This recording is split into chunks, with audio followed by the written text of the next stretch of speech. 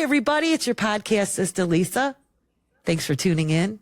And if you like to discover new music, then you've come to the right place. On today's podcast, I'm so excited to introduce my guest, the talented singer, songwriter, musician, Esteban Flores from Slow Joy. He's in the house. How you doing? Hey, how's it going? I'm doing well. Thanks for having me. Thanks for joining me today. I really am excited about talking with you. You are amazing as far as, you know, what you're writing about and the sound of the music you're creating and the excitement that is generating on social media. Thank you so much. I really appreciate that. Yeah. I mean, you have a huge following. I follow you, and Thank you. and I love your posts and your live performances and your clips and, you know, all those things. And you're gaining new followers as well as maintaining your old fans that have been with you throughout the years.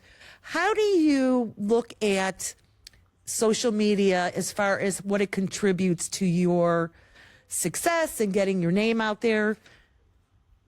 Yeah, I mean, it to me, it's just the digital version of going and giving everybody your demo tape at a mall or just, you know, posting flyers around the city. It's just that's where people are, and that's I just want to show as many people the music as possible.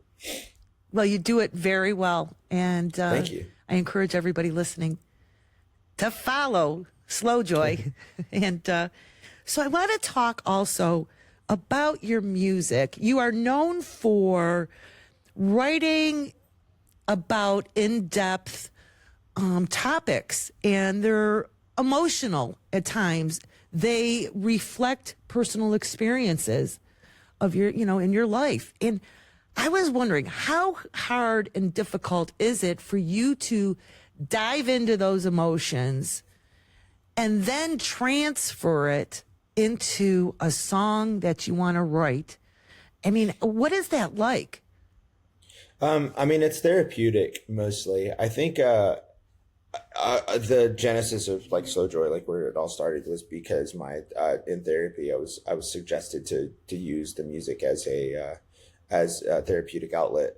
And I thought that's just where it's been since then. I every time I'm wanting to process through something, I use the music to do that. And I think it's one of the best outlets for me to process through tougher emotions, which then is great because then you create a community of people who you start to realize you're not alone, and there are people who are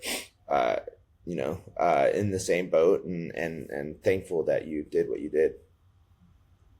Yes. And what is it like when somebody maybe comes up to you after a concert or comments on your social media posts and said, "Hey, thanks a lot. You really helped me get through a difficult time"? I mean, what does that feel like? I mean, I feel like it's just a community. We've all been there. Usually when someone says something like that, it's because they relate to something that I was going through too. So I recognize the sense of community that it gives to each other. I'm just thankful that the music can help in any way, because it's to me, I mean, I'm just some guy. I was at in a van for 8 hours before that. And so the fact that I can have any sort of positive impact on someone's life is so huge to me, and I don't take it for granted at all. I just find it I just get really thankful, and I get that the music can help in any way. And I really understand it is a difficult thing. This whole life situation is just crazy. So anytime you can feel, I guess a sense of community with another person in another place just because of the music, it is definitely something that I'm thankful for. I appreciate that. And you're so open and honest. And when I was reading through your background, I know that you've been in bands when you were in high school, and then you went on to college. And I was wondering, you know, could you tell us that story? What prompted you to go to college instead of pursuing your musical career?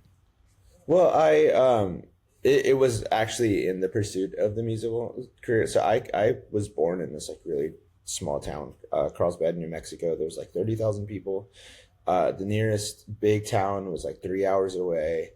And so there really wasn't anything going on for music. Like you couldn't really do anything there to create a career. So I needed a way to get out of the town, and I couldn't just like leave.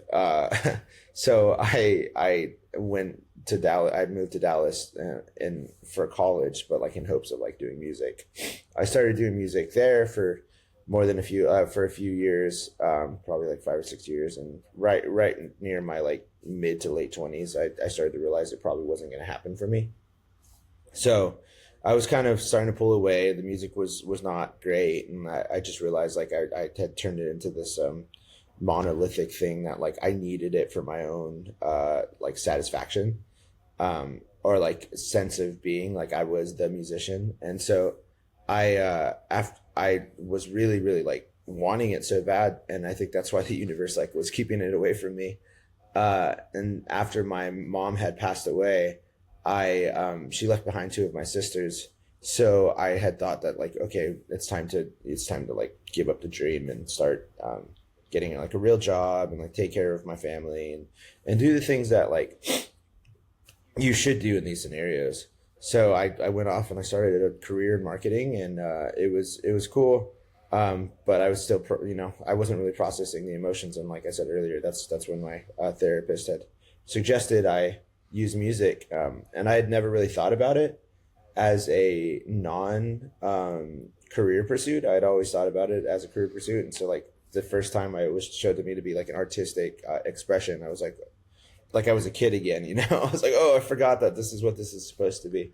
And it's ironic because then once the music started to take off, I was like, well, I'm not quitting my job for this. Like I'm not a musician. I'm a marketer. I don't want this. And then that's when like it all happened. And I like had gotten like, laid my former job did layoffs, and it was like the universe just being like, all right, if you're not going to quit, you have to do this.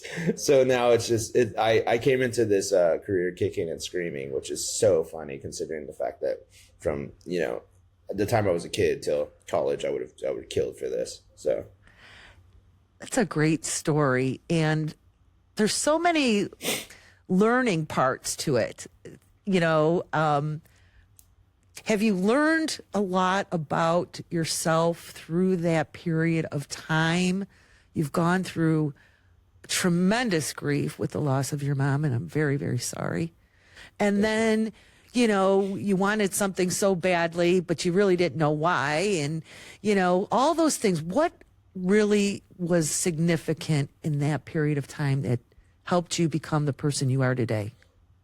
Yeah, I mean, I think I just learned that like the colors of life are what make life so beautiful. Like you don't just like if you don't have the darker times, the darker colors of life, like the brighter times don't seem as beautiful.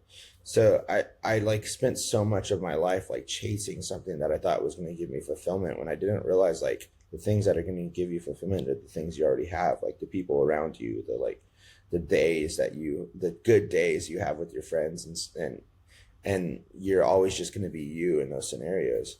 I don't in any way think that I get any sort of fulfillment from my job. Like it's fulfilling in a sense of like, I love it and I enjoy it, but it's not there. There are days where I'm in a van for 8 hours and I miss my wife. And it's one of those things where you just start to realize like, those are the things that make the other things more beautiful. And like, you do these things and they don't define you. They are just a thing that you do. So if it goes away, that's okay. And I had to learn like to hold everything with just like a more open palm and like take it or leave it. Like I'm still going to be me, and I'm still going to like try to be thankful for any moment. That's beautiful, Esteban. Your honesty and openness is a gift, whether you're speaking to us in an interview or writing about it. And really appreciate it. Thank you. I have no other way. I'm either all the way or none of the way. So it is definitely a blessing and a curse. Yeah. So let's talk about your solo project, Slow Joy. And it's so successful. When I was trying to determine which 2 song snippets to play for our audience to get a taste of your music, when I was looking on Spotify, I mean, your success with 2 songs we're going to play. It's Gruesome. There's millions of views. I mean, good for you.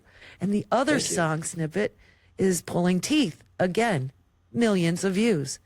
So I want to focus in on those 2 songs and kind of get the feelings that you were trying to capture in those songs and talk about it. So the first, let's talk about Gruesome. Yeah, absolutely. So Gruesome, I was actually talking to some friends in a studio, and I was just kind of getting a little bit jaded with like the chaos of the world. Like it just seems like there's just no good news ever.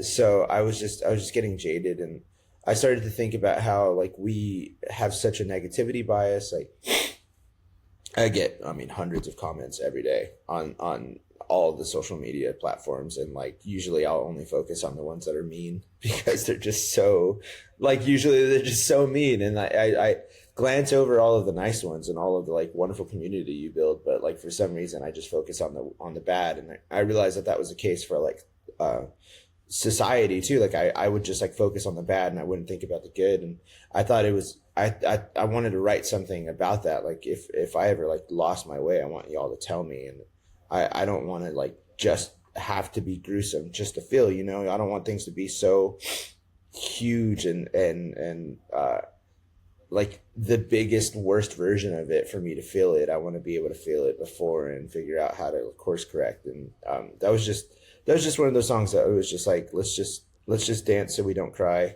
and let's try not to be jaded, I love that song, and I think this is a great time to kick off the podcast with snippet number 1, Gruesome by Slow Joy. And when we come back, we're going to talk more music. I'm running in circles again. Only taking round turn or dead end. 'Cause it's digging in my chest, caving from the weight, a ringing in my head every other day. Do we have to be gruesome to feel? Under the surface, I'm bitter and nervous. Do my best to make it through the night. Is anything working? I'm tired of searching for something to make me feel alright. Do we have to be gruesome to feel? I love that song. It's awesome. And, again, what I admire about you is that you write these words that maybe someone has a difficulty in saying to someone, or even trying to come to that realization for themselves. And you are like magic. You write it and it resonates. And that song is terrific. Thank you. Yeah, I really I stress over the lyrics the most out of anything. If it doesn't make me feel a little bit uncomfortable, then I'm not going to release it. Like I want to make sure that I'm just as honest as I can possibly be, and the lyrics are as poignant as they can possibly be. So that means a lot to me. Thank you. Oh my gosh, you're welcome. It's all true. I want to talk to you then about the song Pulling Teeth. And that's a significant song for you in your life. And can you go ahead and tell us about that song and what inspired you to write it? Yeah, I mean, like my other story, and with this will be a shared story. I was in a studio with another friend, and this was actually he's one of my like best friends in life. He taught me how to write music when I was in college. He's just an incredible writer, and I was just thinking about just those times where you're not the best version of yourself. and you just don't want the people around you to ever give up on you. And I think Pulling Teeth is one of those songs where it's like a love letter in a sense to my wife, but also just a thank you. Cause I know like a lot of times people will like read into it and be like, oh, well, you're just not like a good husband if you're writing like, thank you for sticking around, even though I'm not great sometimes. And I'm like, yeah, but I don't think you know what it's like to be in a long-term relationship. Sometimes you're the person that's holding someone up, and sometimes you're the person holding the other person up. And I love the feeling of like writing a song about those moments where you just need someone to hold you up a little bit and saying thank you for being there. And that really was just the song that when we walked away from the studio, I knew the moment that we wrote it. I was like, this is going to be a very important song for me. Absolutely. And what did your wife say when she heard the complete version of that song? She's so used to me writing songs about her that she was like, great.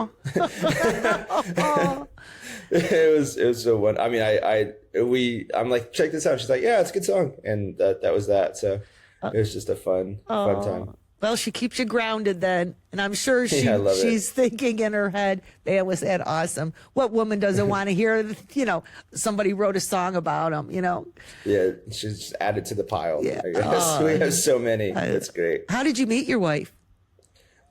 In college. Yeah. It was actually pretty interesting. I didn't when I met her, I was like, oh, okay. Yeah, no, nothing else ever again. Like, this is the perfect situation. And we like broke up and got back together and broke up and got back together for a few years and then like locked in, and then they've just been married ever since. We've been together 10 years. Aw, that's beautiful. And your wife's name? Lindsay. Lindsay, you're a lucky woman, and you guys make a great team, I'm sure. I know that, for example, you were on tour. You just finished up your East Coast tour, and I think it was from February till April, or? Yeah, full U.S. Yeah. Oh, my gosh, you did, I think I counted, and I know I could be off, like 35 venues you performed in. Yes. Yeah. I mean, that's insane. I mean, your wife is a strong woman to have, you traveling like that. And when you travel, do you bring family with you, or is it just, you and the band? Yeah. I mean, we do this. When we first started talking about this as like a career change, I was like, okay, the touring is like really hard on relationships. Like, how do we navigate that? So we decided to do a 2-week rule. So I never go more than 2 weeks without seeing her, and vice versa. So every 2 weeks, I'll fly her out, and we'll hang out for a few days, which is really cool because we get to see like new cities together, and it's just like a really fun way, and it's like very manageable to just do like a weekend trip somewhere. So it's pretty great. It does get hard at like a week and a half mark when you're like, I miss my dog, like, because you can't fly the dog out. But I'm excited to see my wife, so it's really fun. But yeah, that's kind of how we handle that. I've had other family members come out to shows and stuff. The really cool thing about touring is you like, if you have a friend or a family member who moved away from you, you get to see them a couple times a year because you're usually in their city. So that's always that's like one of the happier side effects of this. Yeah. So I want to kick off then snippet number 2. We were talking about Pulling Teeth, that wonderful song that you were inspired by your wife, Lindsay, to write. And so we're going to play that song from Slow Joy. And when we come back, we'll talk more music.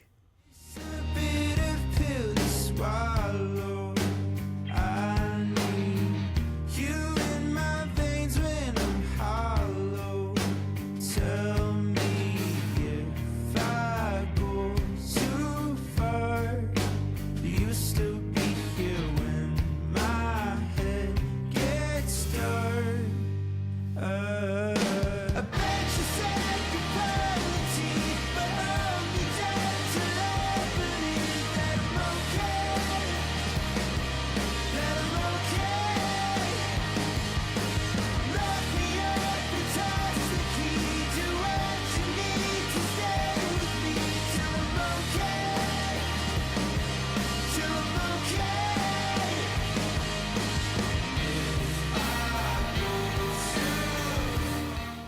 love that song. And you incorporate, this heavy grunge sound, but at the same time, it kind of, softens in such a way, in a simple way.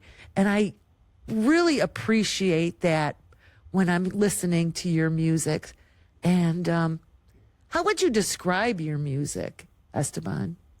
It varied. I always just whatever I'm interested in the moment. Obviously, it's very inspired by the alt rock greats like Nirvana, Pixies, Smashing Pumpkins, and things along those lines. But I also just love. I mean, I love the Beatles, so I love incredible melodies. So there's kind of work in together to create what it sounds like. Someone on the internet, I call everybody who listens to me homies, because like on any other given moment we would have been friends. Like I think that's just the basic people who like what I do are just the coolest people on the planet. So someone described it as homie core, and I thought that was I thought that was pretty hilarious. Yeah. So I'm gonna run with that one. Yeah. Why not? It's great. Yeah. Want to talk a little bit about your upbringing. You're second generation Mexican American. We talked about you were born and raised, I believe, in New Mexico. And I know that your heritage has played a major role in your life. And you've actually captured that in music with the naming, I believe, maybe influenced by your heritage, your EP, Mi Amigo, Slow Joy. Could you tell us about, that influence that you were brought up with? Yeah, I mean, we're a very proud, beautiful, and colorful people. I love everything about my culture. It's great. We have the best foods. We have the nicest people, the hardest working people on the planet, and the best families.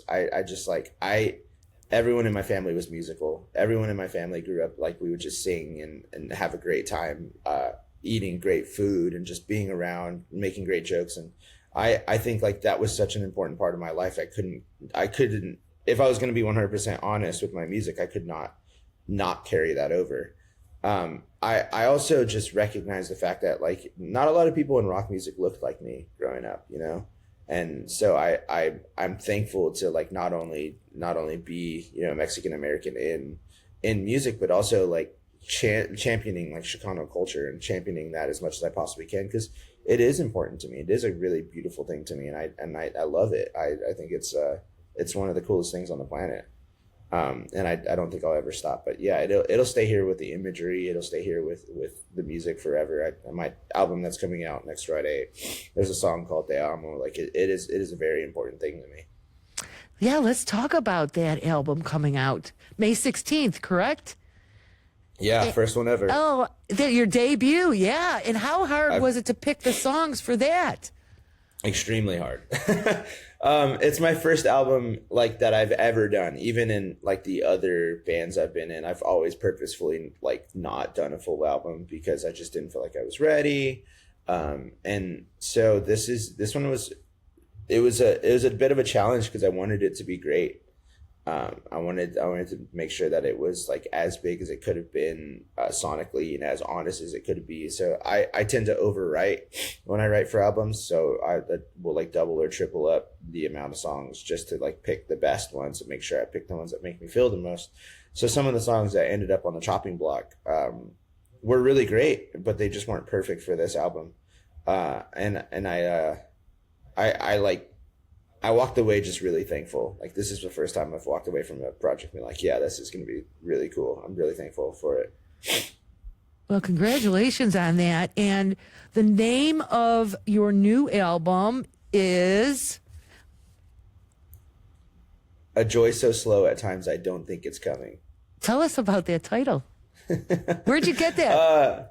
I was driving with my wife and we were just talking about album title ideas, and I just wanted something a little bit different. I love working in slow joy into the titles just because the name is on purpose. It wasn't just like, oh, that sounds cool. It's just like good things take time. And so I thought about that, but I was like, yeah, they take time, but when is this going to happen? Like, it's so slow. Like, Yeah. I don't even think it's coming sometimes. And so I thought the idea of a large title was brilliant, and I really wanted to run with it. It's a fun one. I like saying it to people, and they're like, oh, the whole thing. Very, very Isaac Brock from Modest Mouse-esque, and he's my idol. So if he's going to do it, I'm going to do it. Yeah. Well, excellent. And then it was produced by Mike Sapone. Am I pronouncing his Yes. name right? And the indie label Mick Music. Mm-hmm. And what's it like to have that team supporting you? Great. Yeah, I love it. I've always wanted to be signed to a record label. I've always wanted to make like a big album. And so this was like my first experience doing it. It was such a wild experience to go to a studio for a month and like record with someone you looked up to, and just have a team behind you who wants to see it succeed is just wild. I got a text from the head of the label literally right before this call, and he said he shipped a bunch of vinyl over to my house. I'm gonna have like boxes and boxes of vinyl. And I've just never had vinyl before, so I'm like, just things like this that I'm just very excited about. Absolutely. So tell us about, the cover art, or, there's 13 tracks on the album. Is that correct? Yes. Yeah. So tell us a little bit about, what you're going to expect to see when you get home. So the album cover is of these two characters we developed with the masks are with this Mexican artist out of El Paso. He's a fantastic mask artist, and we basically were just like, I want to create these two characters that represent. One of them represents just death and grief and the things that I've dealt with, and one of them is a bull, which is a wild, life-filled animal. It's very important to my culture. Like we have a lot of bull imagery in general. I actually even have like a bull tattoo. Oh, nice. I've just always loved bulls. So like they're the duality of like life and death, and they're their own characters, and they're like littered throughout the music videos and the imagery. And so that's what the cover is, and the entire record is just stories of about like just life. And like I was picturing my hometown when I was like picturing the songs, and like how like everyone has a story, and like it's you don't keep many secrets in those kind of towns, so like everything about everybody. And I think the songs are kind of like me showing like everybody about me, and like me, even the songs that are not particularly about me are about like elements of my life or characters of my life that I've seen and witnessed. Well, I'm looking forward to hearing your album, and really appreciate you joining me today. And I look forward to hearing all about what you're doing. And for our listeners who want to, see your tour schedule and all that you're, working on, where would they find you on social media?